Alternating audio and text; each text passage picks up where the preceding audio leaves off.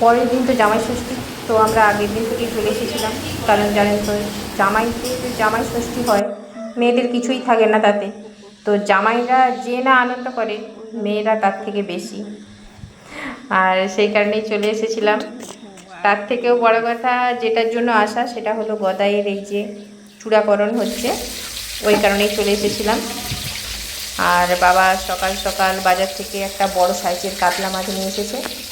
পিসিদেরও খাবে, পিসিদের আর আমাদের বাড়ির প্রত্যেক খাবো, তাই বড় দেখে একটা কাতলা মাছ নিয়ে চলে এসেছে। অনেক কিছু রান্নাও হবে। এদিকে আলু ভাজা হয়ে গেছে, আমি যখন আসি দেখি তখন আলু ভাজা মা করে নিয়েছে, কুঁদরি ভাজা হয়ে গেছে।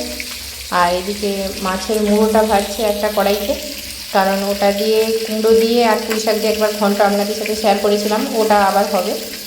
আর ডাল হবে।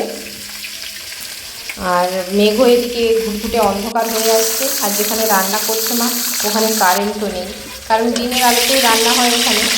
আর মেঘটা অন্ধকার হওয়ার জন্য ওখানে ঠিকঠাক আলো আসছে না।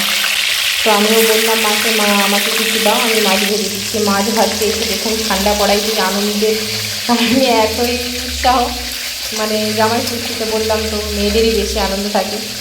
ভাজতে গিয়ে তো মাছ কড়াতে জড়িয়েই ফেললাম। আপনারা কিন্তু অমন কিছু করবেন না আমার মতো, আনন্দের কারণে ঠান্ডা কড়াইতে মাছ দিয়ে দেবেন না। আমি কড়াইটা ঠান্ডা, মানে ঠিকঠাক তেল গরম হয়নি, তাতেই মাছ দিয়ে দিয়েছি। আর এদিকে মাছগুলো ভাজা হয়ে যাওয়ার পর মা মাছের ঝাল তুলছে। তেল গরম করে পেঁয়াজ আর লঙ্কাটা কষবার পরে মা আদা রসুন দিল। আমরা কী করি, যে আদা রসুনটা কাঁচা গন্ধ চলে যাওয়ার পর তারপর পেঁয়াজ লঙ্কা দিই। মা বললো ওভাবে না করে আদা রসুনটাকে এভাবে দিয়ে খেয়ে দেখবি, আরও ভালো লাগবে। তো আমি বললাম আচ্ছা ঠিক আছে বানাও, এভাবে তো শেয়ার করা হয়নি, তো খেয়েও দেখা হবে আর শেয়ারও করা হবে। তো মা ওভাবেই বানালো, আদা রসুনের পেস্ট একটু দেরি করেই দিল।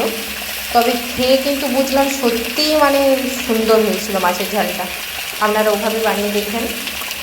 আর ভিডিওটা ঠিকঠাকভাবে মানে আসছে না হয়তো ক্যামেরাতে, কারণ এতটাই মানে বৃষ্টির জন্য ওয়েদারটা এতটাই খারাপ, ঠিকঠাক ছবি আসছে না। তবে ওই মাছের ঝালের মধ্যে শুধুই ওটাই ভিন্ন ছিল। এভাবে আদা রসুনটা একটু দেরি করে দেবেন, আর বাড়িতে ট্রাই করবেন। সকলে ভালো থাকবেন।